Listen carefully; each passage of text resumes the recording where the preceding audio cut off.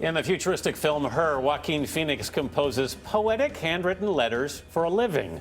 This year, the greeting card industry expects Americans to write and send more than 1.5 billion Christmas cards. It's the only time some of us practice handwriting in this digital age. But as John Blackstone shows us, some companies are betting big on rewriting the future. Deep inside Microsoft's brand new device laboratory outside Seattle, hundreds of designers are spending millions of dollars to perfect something we've all been using since grade school. You're working on a digital pen? The pen as a tool for someone's mind to express ideas and make them tangible is incredibly powerful. This strikes me as a place that whatever you can dream up, you can make here. This is pretty much correct, yeah. Ralph Groen leads the team that figured out how to make Microsoft Surface Pro 3 tablet imitate paper and pen. It feels just like a ballpoint pen button, right? So call it click note. You click it and the notepad appears and you can just jot these things down. The pen may be mightier than the sword, but it's been no match for the keyboard. In an age when surveys find 1/3 of the population has not written by hand for 6 months, reimagining the pen seems counterintuitive. The day of handwriting is gone. It's interesting. I think there's a principle that is everything that can be digital will be digital. If you take a powerful tool that from the analog world and you turn it into the digital space, or you connect it to the digital space, and all of a sudden you multiply its use, its power. A handwritten note on a tablet can be emailed, stored, and shared around the world in an instant. But handwriting of any kind can be powerful for the mind. Writing is the way we learn what we're thinking. University of Washington professor Virginia Berninger studies the effect handwriting has on the human brain.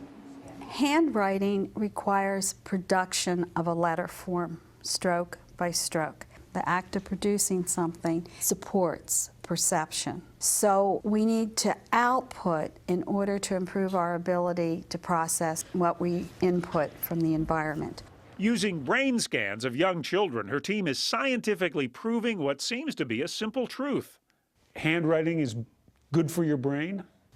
The handwriting, the sequencing of the strokes, engages the thinking part of the mind. What is something that qualifies a lead? It can also be good for business. Entrepreneur Brian Corliss is building an entire company on the power of handwriting. And many of the results that businesses are focused on these days is building relationships with their customers. But what happened is a lot of people would send letters. It became less effective. They moved on to a new medium. Now that no one's sending handwritten letters, it's become an effective medium again. His 2-year-old startup called MailLift handwrites tens of thousands of letters a year for companies all over America. His team of writers pen everything from marketing mailers to personalized thank you notes. And his clients range from other startups to Fortune 500 giants. You used to have a secretary that would handle all your writing for you. We think of ourselves more as an extension of your secretary's desk. I reached my personal best on Monday and I wrote 120 letters in a day. But even the most resilient writers have their limits. So when an order goes into the thousands, MailLift relies on this: a computer-programmed robot writer. All you have to do is set it up once and then let the machine run. Perhaps the best case for the future of handwriting is the fact that there's still money to be made doing it by companies small and large. It's a huge toy store, if you ask me. With some help from high tech, handwriting may yet survive in the age of the keyboard. But you can't yet make my handwriting any better. But I'm sure there's an app for that. For CBS This Morning, John Blackstone, Seattle. Could have used that machine to write all my thank you notes when I was a kid. I know, it's amazing. Even writing holiday cards right now, I've realized my hand's so out of practice. Out of practice, yep.